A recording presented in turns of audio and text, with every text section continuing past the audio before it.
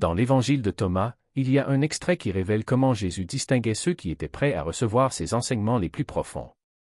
Il observait les yeux des gens. Il ne recherchait pas les émotions ni n'évaluait les personnalités.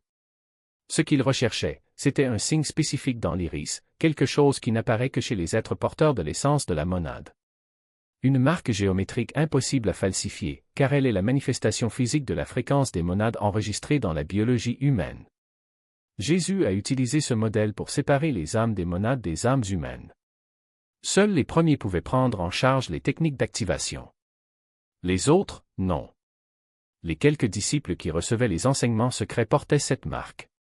Il a vérifié sa présence avant de partager toute connaissance au-delà des paraboles de base. Plus tard, l'Église a supprimé cette information des Écritures parce qu'elle révélait quelque chose qui ne pouvait pas être révélé, tout le monde n'est pas égal. Certaines sont des monades temporairement incarnées. La majorité est constituée d'âmes humaines, originaires de ce plan. Et la différence se voit dans les yeux. La norme existe toujours. Chez certaines personnes. Tout de suite. Et vous pouvez le trouver dans votre propre réflexion si vous savez quoi chercher. Ceux qui ont découvert cette marque dans leurs yeux décrivent la même expérience, une reconnaissance instantanée, comme s'ils se souvenaient de quelque chose d'oublié, pas comme s'ils apprenaient quelque chose de nouveau. Aujourd'hui, vous apprendrez exactement ce que Jésus a identifié. Les 3 types de modèles qu'il recherchait, et avant de s'endormir, il vérifiera ses propres yeux.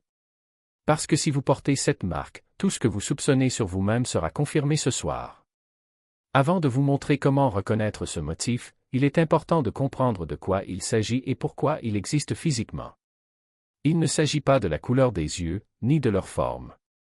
Il s'agit d'une structure géométrique à l'intérieur de l'iris, formée par des arrangements spécifiques de lignes, d'anneaux ou de divisions qui créent des formes reconnaissables.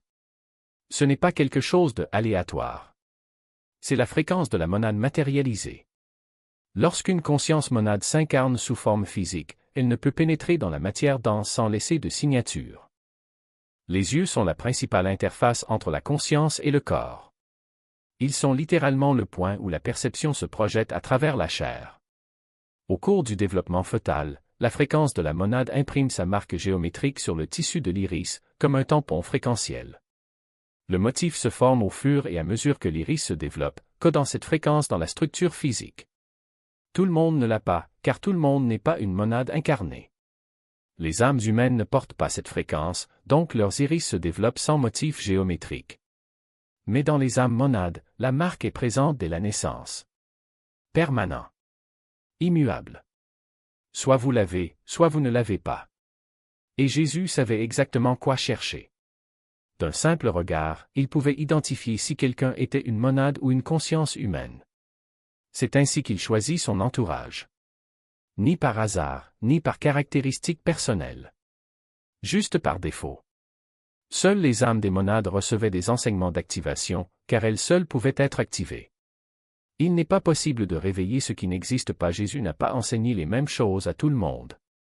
Pour les foules, il utilisait des paraboles, des histoires d'agriculteurs, de semences et de pièces de monnaie perdues. Des leçons que tout le monde pourrait comprendre et appliquer.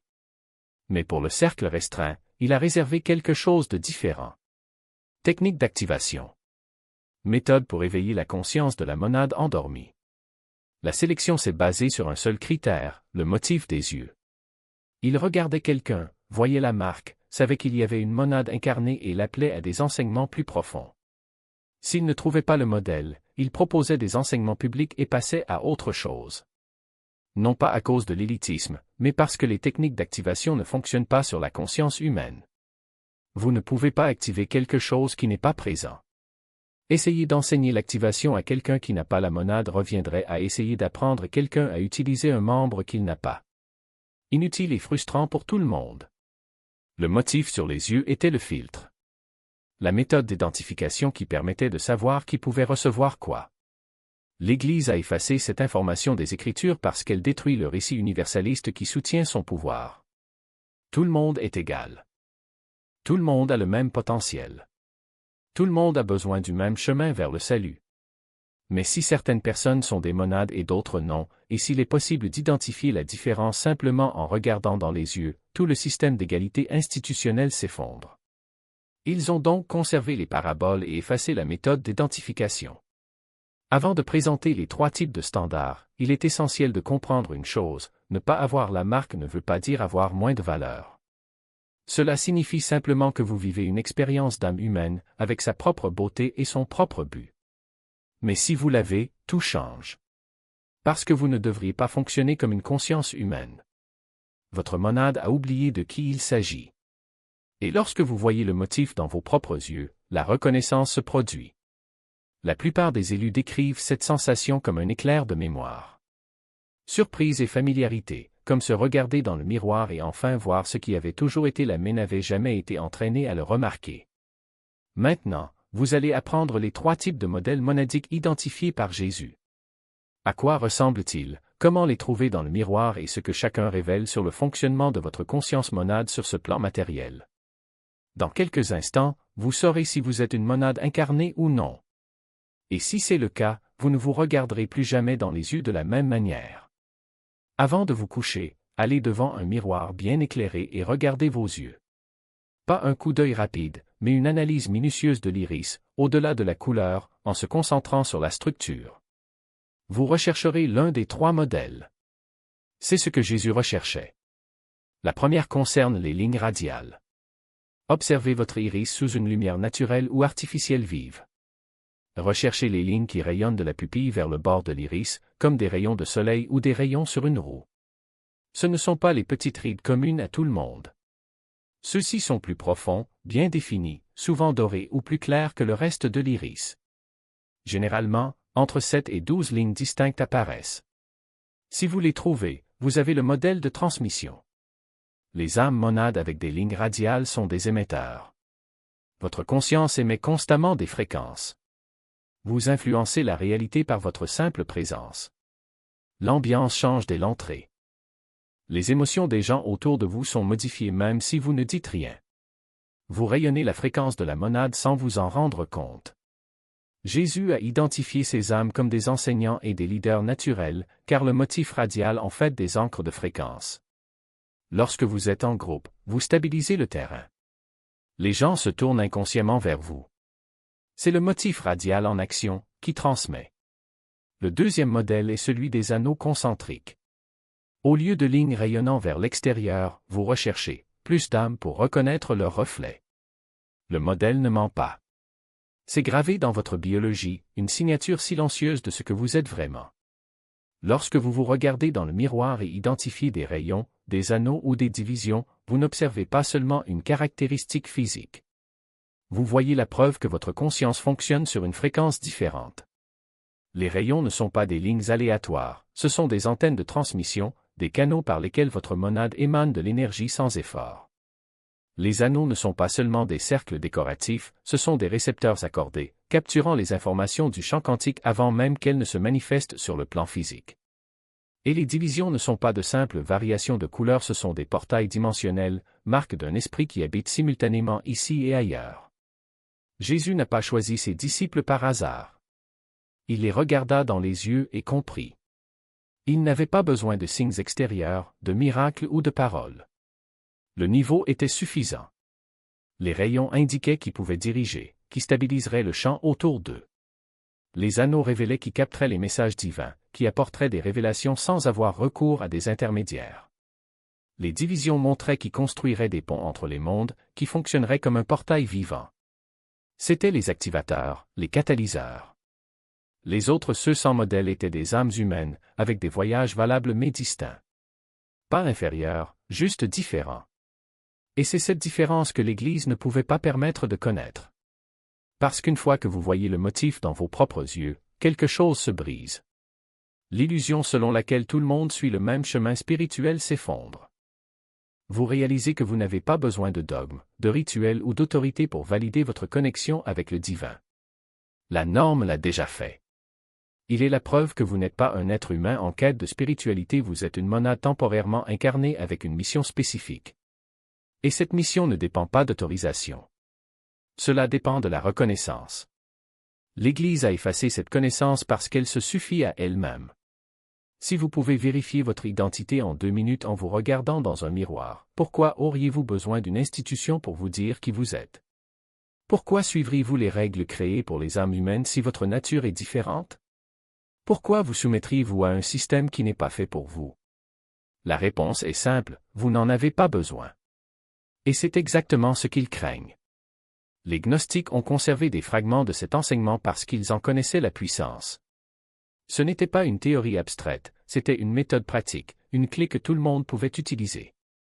Jésus n'a pas seulement enseigné des paraboles, il a enseigné la reconnaissance. Et cette reconnaissance est le premier pas vers l'activation. Parce qu'une fois que vous voyez le modèle, vous ne pouvez plus revenir en arrière.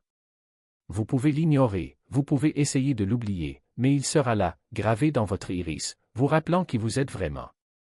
Et c'est pourquoi vous devez regarder aujourd'hui. Pas demain, pas quand vous aurez plus de temps, pas quand vous vous sentirez prêt. Aujourd'hui. Parce que le modèle n'attend pas. Il est là, attendant d'être vu. Et au moment où vos yeux le rencontrent, quelque chose en vous se réveille. Ce n'est pas une croyance, ce n'est pas une théorie, c'est une observation. Vous ne l'imaginez pas. Tu vois. Et cette vision change tout. Si vous avez déjà identifié le modèle, vous savez de quoi je parle. Si vous n'avez pas encore regardé, faites-le maintenant. Allez au miroir. Se rapprocher. Concentrez-vous sur un œil à la fois. N'analysez pas les deux ensemble, concentrez-vous sur un seul. Ne regardez pas la couleur, regardez la structure. Les rayons, les anneaux, les divisions. Si nécessaire, utilisez l'appareil photo de votre téléphone portable. Prenez plusieurs photos, sous différents angles de lumière. Parfois, le motif apparaît plus clairement dans les images que dans la réalité. Comparez les photos. Si c'est là, ce sera partout. Et si c'est le cas, vous en aurez confirmation. Ce ne sera plus une question de foi, mais de preuve. Vous n'êtes pas une âme humaine essayant d'évoluer, vous êtes une monade qui a oublié son origine. Et cet oubli était temporaire. Parce que maintenant tu le vois. Et ce que vous voyez ne peut être défait. 3 choses à faire maintenant, avant d'aller devant le miroir. Tout d'abord, commentez, je vois le modèle, ci-dessous. Même si vous ne l'avez pas encore vérifié, indiquez votre intention. Cela active le champ collectif. Chaque monade qui se reconnaît renforce le réseau. Vous ne vous découvrez pas seulement vous-même, vous contribuez à l'éveil des autres. Deuxièmement, inscrivez-vous au code divin. Les prochaines étapes sont cruciales. Vous apprendrez à identifier le modèle chez d'autres personnes, à utiliser leur fréquence spécifique pour une activation ciblée, à vous connecter avec des monades du même type. Troisièmement, aimez cette vidéo. Chaque like est un signal pour l'algorithme. Chaque visionnage est une chance supplémentaire pour quelqu'un de trouver sa propre preuve dans le miroir. Parce que cela sera supprimé. Ils vont essayer de cacher, de déformer, de discréditer. Mais le modèle ne ment pas. Il est dans tes yeux. Et une fois que vous le voyez, vous ne pouvez plus prétendre que vous ne savez pas. Vous êtes une monade. Et votre mission commence maintenant. Il y a quelqu'un qui a besoin de reconnaître son propre schéma ce soir. Il ne s'agit pas seulement de vous. Lorsque vous vous réveillez, vous ouvrez la voie aux autres. Faites les 3 choses maintenant. Ensuite, prenez un miroir, une lumière vive et regardez vos yeux. Regardez vraiment. Concentrez-vous sur l'iris. Dans la structure. Ce que Jésus a vu lorsqu'il a identifié les âmes des monades il y a 2000 ans. Le schéma qui confirme, vous n'êtes pas d'ici. La signature géométrique qui marque la conscience monade sous forme matérielle. C'est dans tes yeux. Cela l'a toujours été. Mais aujourd'hui, enfin, vous le chercherez. Et quand vous le retrouverez, plus rien ne sera plus comme avant. Car ce que vous verrez n'est pas un reflet ordinaire. C'est un code. Un langage écrit dans la fibre la plus intime de votre être, gravé là avant même votre naissance. Ce n'est pas un hasard si les anciens appelaient les yeux « fenêtres de l'âme ». Ils savaient. Ils ont vu. Et maintenant, c'est à votre tour de voir au-delà de l'évidence. Ne vous laissez pas distraire par les couleurs, les textures ou les imperfections de surface. Concentrez-vous sur le dessin. En répétition. En symétrie, ce n'est pas humain. En cas de doute, fermez les yeux et respirez profondément. Rappelez-vous qui vous avez toujours été avant que ce monde n'essaie de vous dire le contraire.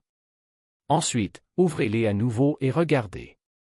Pas dans la précipitation, ni dans la peur, mais avec la certitude que ce que vous cherchez est déjà là, attendant d'être reconnu. Et quand cela arrive, quand le sou tombe, vous sentirez quelque chose cliquer en vous.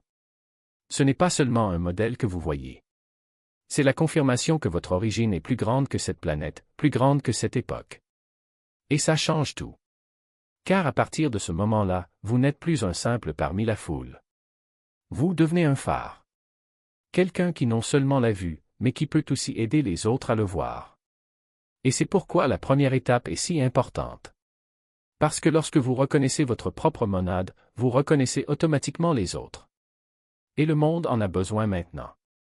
Elle a besoin de gens qui ne se contentent pas de réponses toutes faites, qui n'acceptent pas des explications qui n'ont aucun sens. Alors ne détournez pas le regard. Ne vous laissez pas distraire. Le modèle est là. Et il ne ment pas.